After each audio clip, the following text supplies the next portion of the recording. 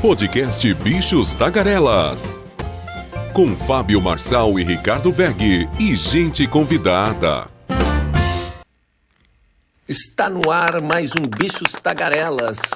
Quinta-feira, dia 13 de junho, meu número de sorte de 2024. Lucro de planos de saúde salta 396% no primeiro trimestre, diz a Agência Nacional de Saúde. Projeto anti-aborto e PEC das drogas avançam na Câmara. Teto de vidro. Polícia Federal indicia Juscelino por corrupção. PT pressiona por demissão, mas Planalto calcula dano político. Tebet defende fazer revisão de gastos com abono, BPC, seguro-desemprego e previdência militar. Para variar, quem paga o pato são os pobres. Destaques internacionais, Rádio ONU, o nosso correspondente nos Estados Unidos, Carlos Kaminski, e o comentário de Renato Rossi, nosso especialista na indústria automobilística. Bem, vamos começar a trabalhar. Enquanto os planos de saúde expulsam seus usuários que dão prejuízo, as operadoras dos planos tiveram 3 bilhões e 100 milhões de reais de lucro líquido no primeiro trimestre desse ano. É o melhor resultado desde 2019, quando foi de 3 bilhões e 900 milhões de reais, e representa um crescimento em relação ao primeiro trimestre de 2023 de 395%.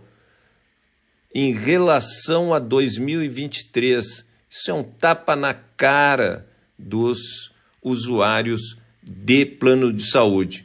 E olha só, o projeto anti-aborto e PEC das drogas avançam na Câmara em reação claramente contrária às decisões do Supremo e em favor a uma pauta mais alinhada ao setor mais conservador da sociedade. A Câmara dos Deputados avançou na tramitação do projeto de lei que equipara o aborto ao homicídio após 22 semanas de gestação, e na PEC que endurece a legislação sobre usuários e traficantes de droga. O texto que equipara o homicídio ao aborto, mesmo quando a mulher é vítima de estupro, teve a urgência para análise em plenário aprovada de modo simbólico, e sem que seu detalhamento fosse citado por Lira. Alguns parlamentares sequer perceberam o que era definido. Houve reclamações de diversos partidos, mas parece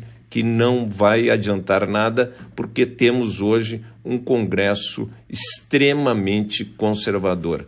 E uma coisa mais triste ainda, não tem mais triste do que esses dois episódios, mas a Polícia Federal indiciou por organização criminosa, lavagem de dinheiro e corrupção passiva Juscelino Filho, ministro do governo Lula, em um inquérito que investiga suspeitas de desvio de emendas parlamentares para pavimentação de ruas de Vitorino Freire, no interior do Maranhão, quando ele era ainda deputado federal. É a primeira vez que o integrante do primeiro escalão do atual mandato de Lula é indiciado, o que aumentou a pressão vinda do PT pela demissão do ministro. Mas vou te falar os motivos que não levam a uma demissão. Um dos motivos pelas quais o ministro Juscelino Filho deve permanecer no cargo é o fato de ser um dos maiores defensores de Lula no União Brasil. A legenda é formada por diversas alas entre apoiadores do governo, independentes e bolsonaristas. Juscelino não esconde, por exemplo, que pretende trabalhar pelo apoio do partido à reeleição de Lula em 2026, mesmo com a pré-candidatura à presidência do governador de Goiás, Ronaldo Caiado.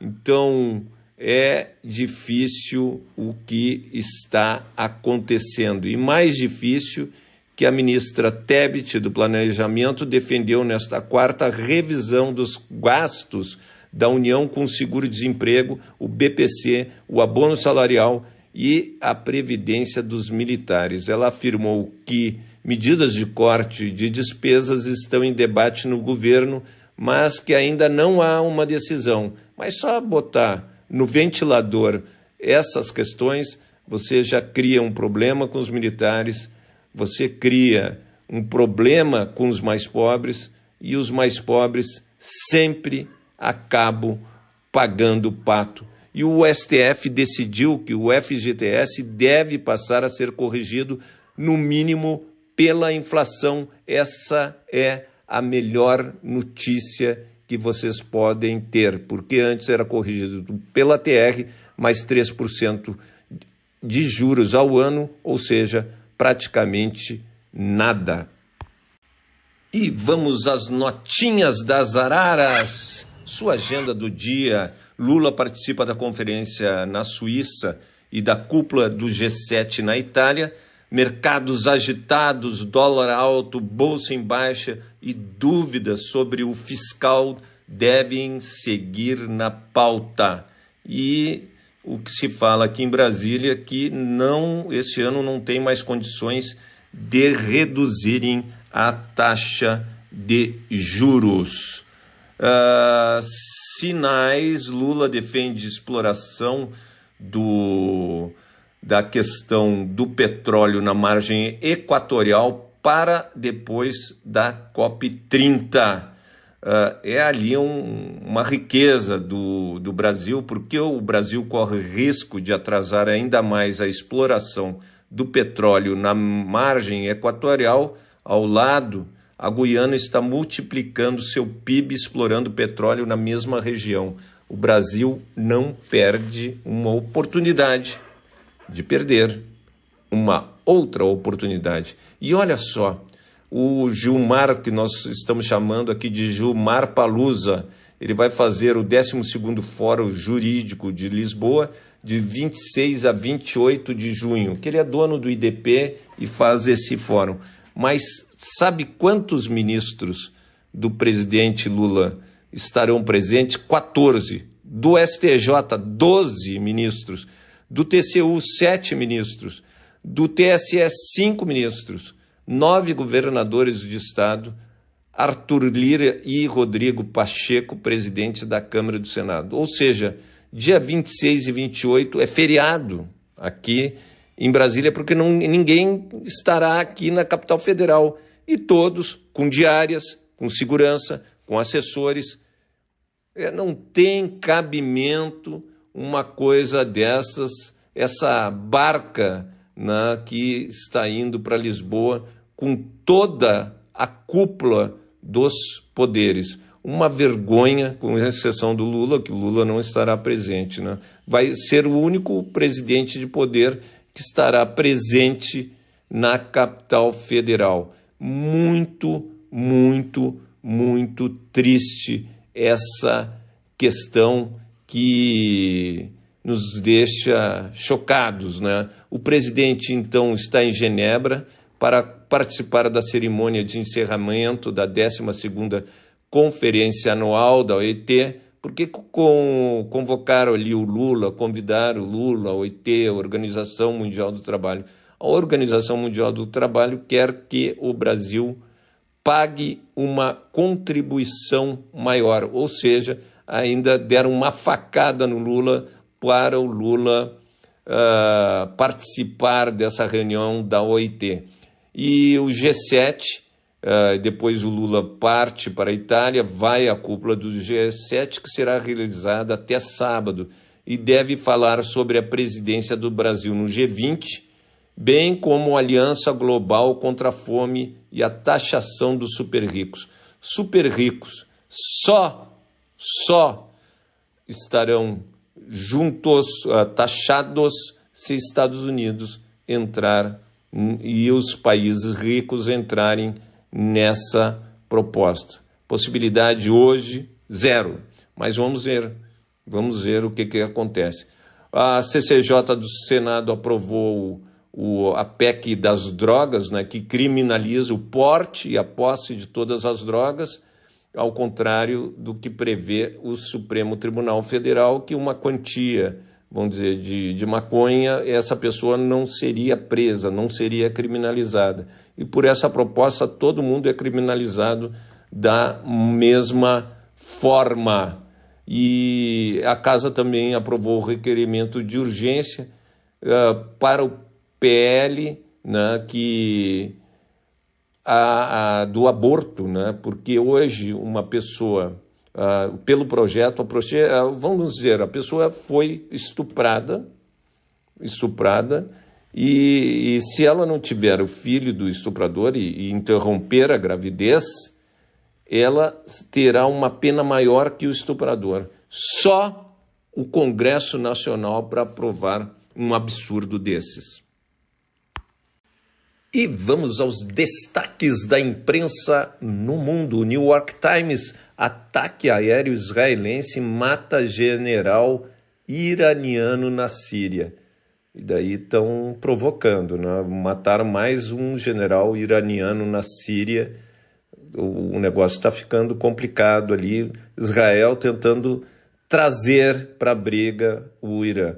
Washington Post: epidemia de drogas se destaca na seleção do júri do julgamento de Hunter Biden, que é o filho do Biden, né? Então, uma epidemia de drogas, que isso está acontecendo lá realmente nos Estados Unidos. Wall Street Journal: Nova York deve restringir algoritmos de redes sociais para adolescentes. Espero que a gente copie isso aqui no Brasil. Clarim: após 8 meses consecutivos de queda da arrecadação da Argentina, sobe 10% em maio. E o País do Uruguai: eleição de 30 de junho tem recorde de candidatos e partidos. Isso aqui é uma boa democracia do Uruguai. E o Espectador: governo Petro terá semana crucial no Congresso para o futuro de suas reformas. E o País: Espanha cria 220 mil empregos e atinge recorde de trabalhadores graças ao turismo. Então é sempre bom a gente pensar nisso, né? O que carrega a Espanha é o turismo.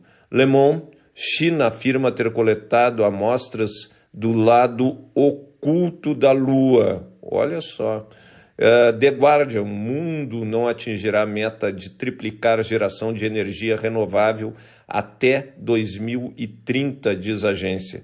Eu não tenho dúvida disso. Financial Times: Emirados Árabes buscam casamento com os Estados Unidos por acordos do IA, inteligência artificial. E o presidente norte-americano, Joe Biden, autorizou em 30 de maio que Kiev use armas dos Estados Unidos para atacar o território da Rússia.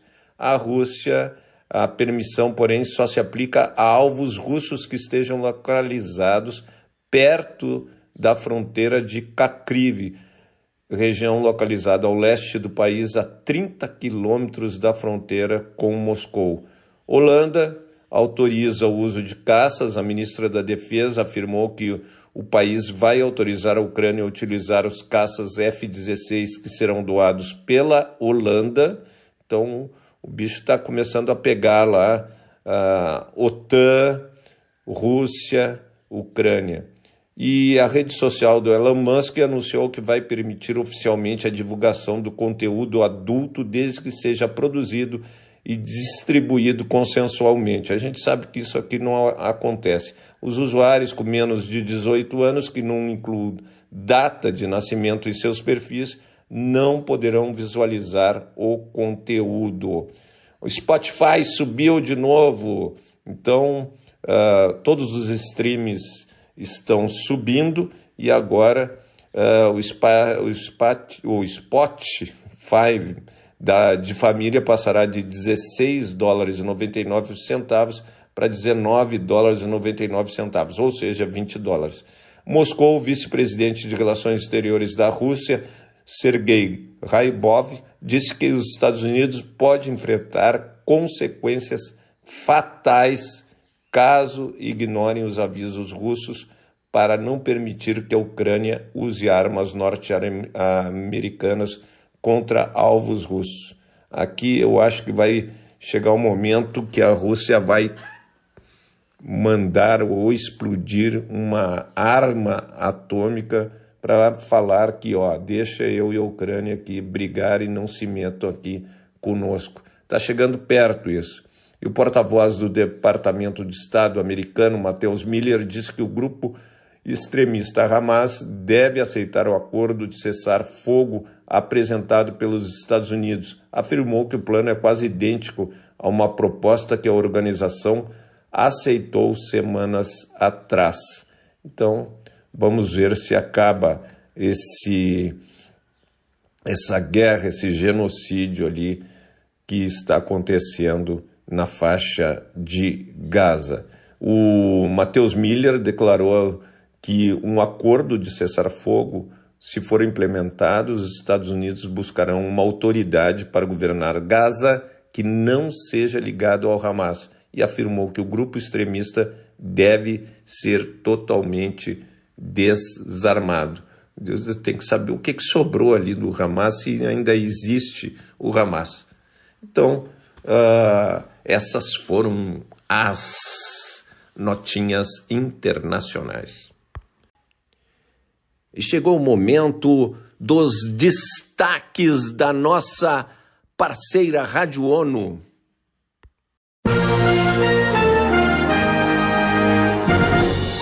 Está no ar o Jornal da ONU com Ana Paula Loureiro. Estes são os destaques do dia 12 de junho de 2024. Comissão independente lista crimes de guerra e contra a humanidade em Gaza e Israel.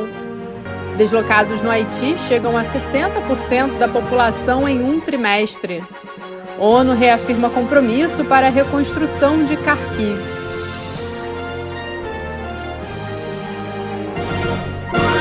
Um relatório apresentado esta quarta-feira na ONU aponta que crimes de guerra e contra a humanidade foram cometidos no ataque de 7 de outubro a Israel e nas operações militares subsequentes por grupos armados palestinos e autoridades israelenses.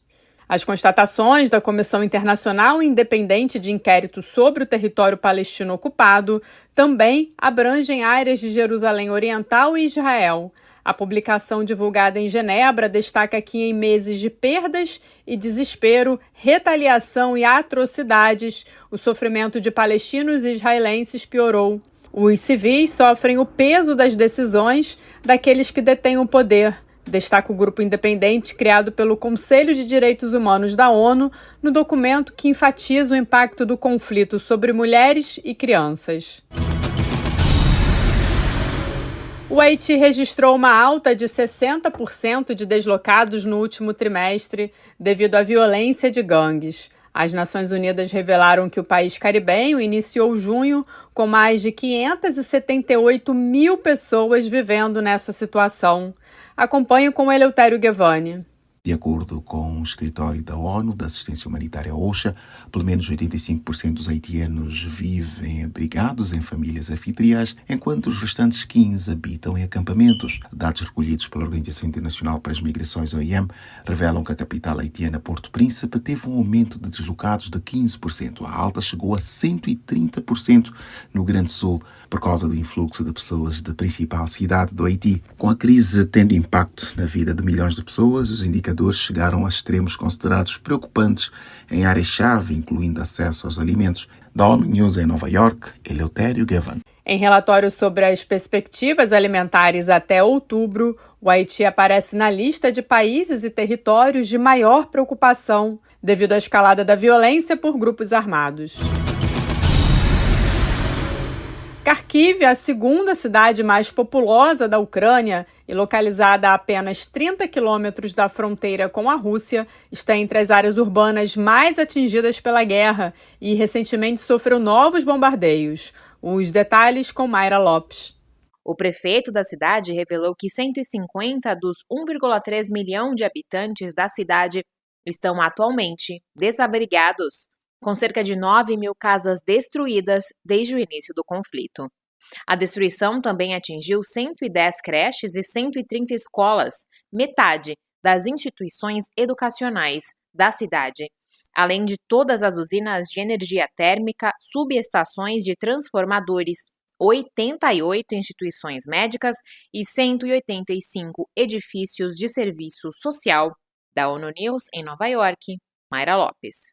O prefeito Ihor Terekov estima que serão necessários cerca de 10 bilhões de dólares para a futura reconstrução da cidade. A celebração do Dia Mundial contra o Trabalho Infantil, neste 12 de junho, enfatiza a situação de 160 milhões de crianças envolvidas no tipo de atividade. O total corresponde a 1 em cada 10 menores em todo o planeta. A data coincide com os 25 anos da adoção da Convenção da Organização Internacional do Trabalho sobre as piores formas de trabalho infantil. O tratado apresenta a classificação de diferentes países. As Nações Unidas pedem uma atuação mais enérgica em níveis nacional, regional e internacional pelo fim do trabalho infantil em todas as suas formas, incluindo através de políticas e focalizando nas causas previstas no chamado A Ação de Durban de 2022.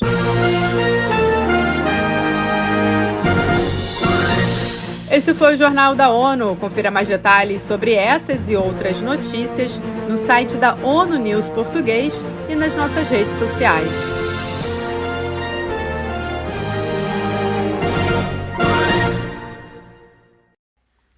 E agora, diretamente de Nova York, Carlos Kaminski. Olá, Ricardo Veg. Olá, Fábio Marçal. Olá, Renato Rossi. Bichos tagarelas, aqui Carlos Kaminski, de Nova York.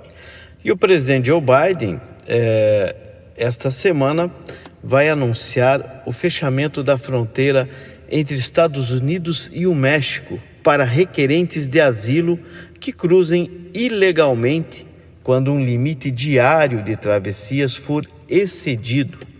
Uma proposta abrangente e controversa que provavelmente receberá uma forte resistência de progressistas e defensores da imigração. A ação executiva, descrita pela CNN por várias pessoas informadas sobre o assunto, marcaria uma tentativa significativa de Joe Biden de abordar uma das suas maiores vulnerabilidades políticas, poucas semanas antes do primeiro debate presidencial com o ex-presidente Donald Trump. Trump fez das políticas de imigração uma linha dura, uma pedra angular de sua campanha. A ordem executiva usa uma autoridade conhecida como 212F, um regulamento usado sob o governo Trump e amplamente denunciado na época pelos democratas. A ação executiva, que está em andamento há meses, restringiria severamente os migrantes de buscar asilo na fronteira sul dos Estados Unidos, se cruzassem a fronteira ilegalmente, uma vez que os encontros diários entre os portos de entrada chegassem a 2.500 pessoas, o que significa que a medida provavelmente entrará em vigor quase que imediatamente. Os migrantes ainda podem solicitar uma consulta para apresentar o seu pedido de asilo em um dos portos de entrada.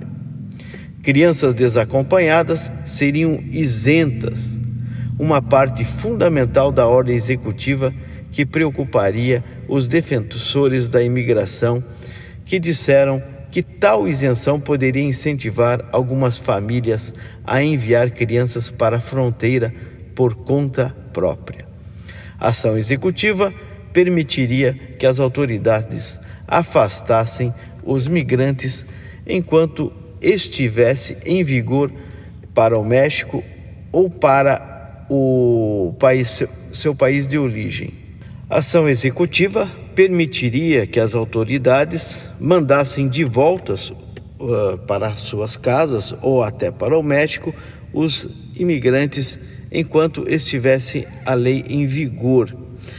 Os Estados Unidos trabalharam anteriormente com o México quando uma restrição de fronteira da era da Covid-19, conhecida como Título 42, também resultou no retorno de certos migrantes ao México.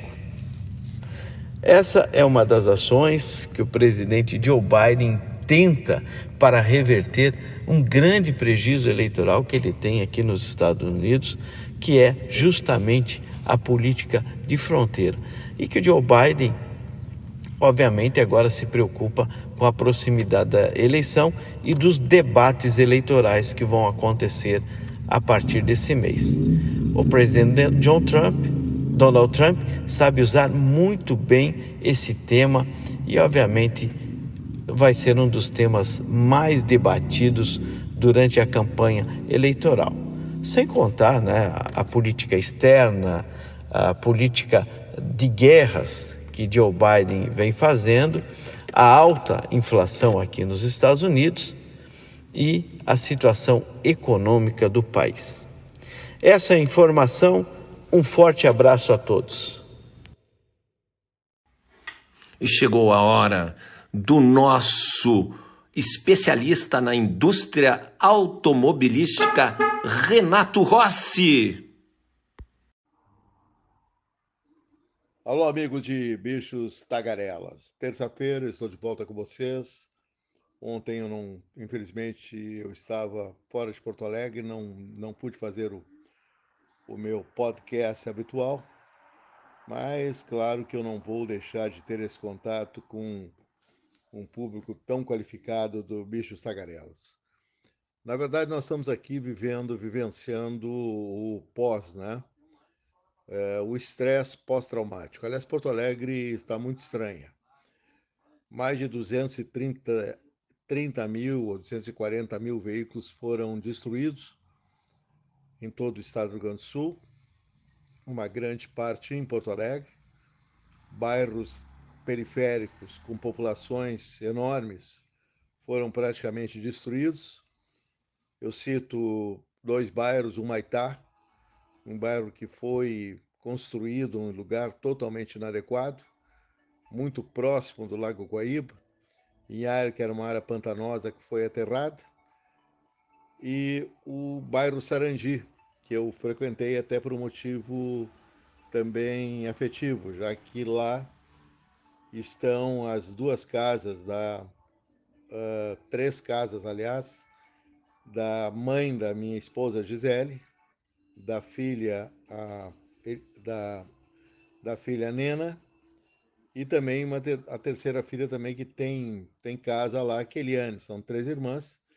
E ao lado da casa da dona Lúcia, que é a mãe da Gisele, tem um grande pavilhão que é a empresa familiar que fabrica válvulas, né, para componentes de ordenhadeiras. E tem aí um mercado em todo o Brasil. Bom, eu estava domingo à tarde, nós estamos agora na terça-feira, e realmente foi muito chocante ver uma casa que afinal eu frequentei nos últimos 18 anos, uma boa casa de 2 andares, como é também a casa da Nena ao lado. São 2 terrenos próximos, mas as casas não são tão próximas assim. Ao lado também num dos lados tem esse pavilhão, onde fica a empresa Madema. Como eu disse, foi fundada pelo pai da minha esposa, foi o iugoslavo que chegou com 18 anos aqui no Brasil de idade, da Macedônia, que correu para Run for Your Life, né? Como dizia a música dos Beatles. Ele correu por sua vida porque isso era os anos 50 e ele participava de um grupo contra os russos que tinham invadido, já era o pós-guerra, eles tinham invadido a Europa do Leste toda, e ele tinha um grupo, eram partisãs, quer dizer, eram contra as forças de ocupação da União Soviética. O resultado é que mataram todos os amigos dele. Ele foi o único que, através de uma fuga verdadeiramente cinematográfica, subiu uma montanha, desceu uma montanha e acabou saindo do outro lado na Grécia, depois de atravessar a nado o Lago Doiran, né? Que são nomes evocativos para essa família Nimetev, que é o nome da família da minha esposa, porque eu estive nesse Lago Doiran nas 2 vezes que eu estive na Macedônia, eles levaram lá como uma evocação a um membro da família que saiu e nunca mais voltou, né? Sim, voltou sim, porque ele conseguiu fazer uma vida aqui no Brasil, montar essa empresa tinha poder aquisitivo e acabou indo depois mais 2 vezes visitar os irmãos e a família. Mas ficou uma sensação de perda muito intensa naquela família. Agora, no domingo, eu estava na frente vendo o que é a força de uma tragédia, o que é a força da água. Na verdade, tudo estava ali, como em todas as casas, porque a impressão nesse bairro de 100 mil habitantes é que era Gaza, talvez pior até.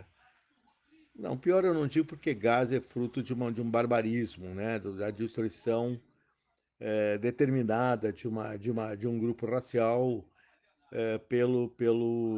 por ordem do Netanyahu, né? Esse, que na verdade não é um político, é um criminoso de guerra. Mas ali era terrível. A sensação era realmente muito ruim. Uma casa que eu tinha frequentado que nada sobrou. Tinha só uma lata de tinta que estava em cima de um lustre. Tudo destruído. A destrutividade, porque houve aí uma grande negligência, porque o problema da cidade de Porto Alegre, talvez seja o problema de São Paulo e outras grandes cidades do Brasil, é que não há nenhuma defesa quando acontecem essas. Tem que esperar agora por essas tragédias cada vez mais intensivas. Não é mais uma chuva simples. Aqui a intensidade das chuvas foi algo inacreditável. Foram 4, 5, 6 dias que chovia sem parar. Isso, claro que isso não era só aqui, era em todo o Rio Grande do Sul. Os rios encheram de uma forma, a velocidade das águas, que esses rios nascem em montanha, na Serra Gaúcha, uma parte desses rios, porque o Guaíba é um estuário, por isso é o nome do Lago Guaíba, estuário de 5 rios. Então, esse estuário encheu, né? E aí começaram a ficar evidentes. Agora eu já estou fazendo um tipo de um rescaldo do que aconteceu. Era evidente, ficaram evidentes todos os erros tremendos do que aconteceu, sobre que ajudaram a dar impulso à tragédia. A defesa da Avenida Mauá, que ela tem quase 3 quilômetros, é um muro de 4 metros de altura. Esse muro não foi nada. Esse muro, as comportas do muro romperam, as comportas vazaram, que eram para conter justamente a última enchente. Aqui foi em 1941. Só que essa foi muito pior.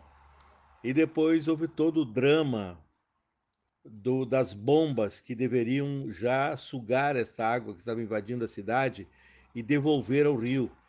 Tudo isso falhou, as bombas estavam todas estragadas. A prova está que o governo federal teve que mandar bombas por via rodoviária para que tentar aí que as águas baixassem de alguma maneira, nos bairros principalmente. E esses bairros ficaram debaixo d'água 20 dias ou mais. Então vocês imaginem a destrutividade que isso representou. Inclusive, quando eu estava domingo lá na frente daquele monte de entulhos, que era a casa da mãe da minha esposa, eu vi o carro da irmã, que é um Peugeot que os vizinhos contavam que ele chegou a subir, ele boiava, a expressão assim, uma expressão mais simples, né? Ele estava flutuante. Imagine, né? Então não é só. Foram milhares de. Esse bairro, Sarandi, que foi completamente destruído, grande parte, tem 100 mil habitantes. Era um bairro de classe média baixa, mas pelo trabalho dos moradores que foram evoluindo, foram gente produtiva, que montaram seus negócios, malharias, lojas, rede de farmácias, enfim, trabalhos artesanais, trabalhos industriais, como este pai da Gisele, o Angela Nemtev, que montou essa empresa de válvulas industriais. Ele que já era um cara com formação mecânica lá na Macedônia, e aqui ele acabou se dando bem com essa produção de válvulas. eles transformaram o bairro num bairro de melhor poder aquisitivo. Então é lamentável, porque imaginem, muitas lojas de automóveis, tem lojas de carros usados, tem oficinas, muitas oficinas mecânicas do chamado mercado paralelo, tudo destruído, tudo arrebentado. Essas pessoas vão ter agora que recomeçar sua vida do zero, do nada. A mãe da Gisele ficou sem renda, porque essa empresa é gerenciada pelas 3 irmãs e tem um público em todo o Brasil, e essa empresa foi destruída. A água arrebentou, são máquinas, muitas delas geridas por computador. Então é um negócio realmente muito cruel, muito triste, muito avassalador, eu diria. E aí mostra também o estado que as estradas ficaram do Rio Grande do Sul, foi lamentável, pontes caíram, também a questão das apropriações, das construções indevidas, das licenças ambientais que não poderiam ter sido dadas, de construir condomínios em encostas, nem se sabe quantas pessoas ainda estão soterradas. Então, tudo muito cruel, tudo muito triste, que impactou demais. Eu acho por isso que eu sinto uma Porto Alegre diferente, uma Porto Alegre mais triste, uma Porto Alegre com poucos automóveis, inclusive. Não é aquela Porto Alegre que tem um trânsito intensíssimo durante a semana. Fora esses mais de quase 300 mil carros que foram destruídos, né? Carros que estão debaixo d'água. O conserto é extremamente duvidoso, a não ser que sejam carros muito velhos. Carros de geração um pouco mais recente, os sistemas eletrônicos acabam sendo destruídos no contato com a água. Então, amigos, eu não falei de carro, porque eu espero que amanhã já possa de novo falar de automóvel, porque tudo isso também me impactou demais. Eu ainda continuo com todas as imagens que eu vi, estão no meu inconsciente, estão grudadas em mim, desde os animais abandonados, mortos, boiando, pessoas que morreram. É muito cruel tudo que aconteceu aqui no Rio Grande do Sul. E tem um detalhe, eu acho que o Rio Grande do Sul vai demorar muito para se recuperar economicamente. O Estado está semi-destruído, falta dinheiro, a União tem que mandar bilhões para cá, não tem dinheiro no governo estadual, tem culpas, né? Negligências variadas que não começaram hoje também. Como é que uma cidade deixa suas bombas de rescaldo, suas bombas de puxar água para fora da cidade, uma cidade que é quase ela é fluvial, como é que estava tudo estragado, como é que estava tudo fora de serviço, como é que as comportas vazaram, como o dique vazou desse bairro Sarandi, foi isso que acelerou a enchente. O dique de argila foi feito há 50 anos atrás, ele teve vazamentos de diversas partes. Quer dizer, uma cidade ficou à mercê de de fenômenos climáticos que estão atingindo não somente Porto Alegre, mas o mundo. Então, é uma grande lição também que Porto Alegre e o Rio Grande do Sul e o Brasil têm que prestar mais atenção nessas tragédias climáticas que vão se repetir sem dúvida nenhuma. Só basta a gente ver que novamente o Pantanal está pegando fogo. Novamente nós teremos aí a tragédia de milhares, milhões de bichos mortos, e aí chega um momento que o próprio Pantanal vai dizer, olha, eu não quero mais me recuperar. Não tem mais recuperação. Uma das mais belas áreas do mundo vai virar um enorme deserto. Abraço para vocês, até amanhã. E acabou-se o que era doce.